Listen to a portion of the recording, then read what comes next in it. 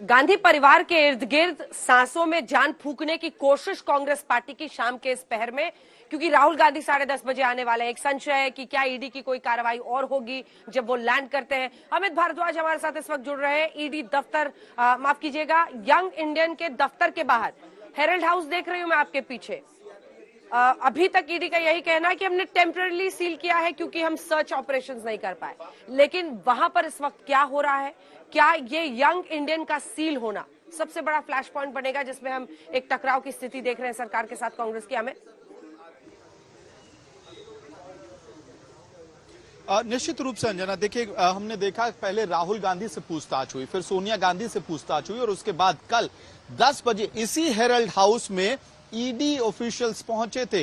और इस Herald house में कल सुबह से लेके कई घंटे तक लगातार सर्च ऑपरेशन जो ईडी का, एनफोर्समेंट डायरेक्टरेट का, वो चलता रहा। और तकरीबन 2 बजे रात के आसपास आज ये ईडी के जो ऑफिशियल्स थे वो यहां से निकले थे। उसके बाद इसी हेरल्ड हाउस में, जहां टॉप फ्लोर पे नेशनल हेरल्ड का हेडक्वार्टर है, वहीं ग्राउंड फ्लोर पे मैं संजीव को कहूंगा कि आपको तस्वीरें दिखाएं इस वक्त किस तरह से हेरल्ड हाउस दिख रहा है। ये मेन एंट्रेंस है जिसपे ताला लटक रहा है। ताला इसलिए लटक रहा है कि अंदर कई सारे और दफ्तर हैं जिसके कामकाज में बाधा हो रही थी, हंगामे की वजह से मीडिया जैसे यहां पे इकट्ठा हुई थी। लेकिन बाएं हाथ पे जब संजीव जूम इन करेंगे आपको एक बोर्ड दिखाई देगा, एक तख्ती दिखाई देगी जिसपे लिखा हुआ है Young Indian Private Limited Herald House, यानी कि यंग इंडियन का ये वो दफ्तर है। और इस तख्ती के, इस बोर्ड के ठीक दाहिने हाथ पे एक कांच का एंट्रेंस गेट है जिसपे 2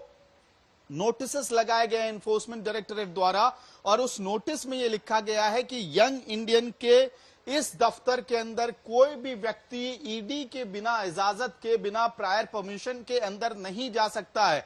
और जिस तरीके से 2 नोटिस लगाए गए हैं वो बहुत बड़ी तस्वीर साफ करती है कि ये परमानेंट सीलिंग है जैसा कांग्रेस कह रही है या ये टेम्पररी सीलिंग है। असल में वो दोनों ही कागज के नोटिस हैं जो चिपकाए गए हैं और उसके साथ साथ सेलो टेप से असल में उसको चिपकाया गया। यानी कि अगर कोई भी व्यक्ति इस दरवाजे को खोलने की कोशिश करता है जिसके अंदर तमाम दस्तावेज हैं जो ईडी के अधिकारी देखना चाहते हैं, जिसको सर्च करना चाहते हैं, उसके साथ टेम्परिंग करने की कोशिश करता है, तो वो नोटिस फटेगा। और नोटिस फटने के बाद ईडी के नियमों का वायलेशन होगा। तो इसी वजह से वो नोटिस वहां पे लगाया गया।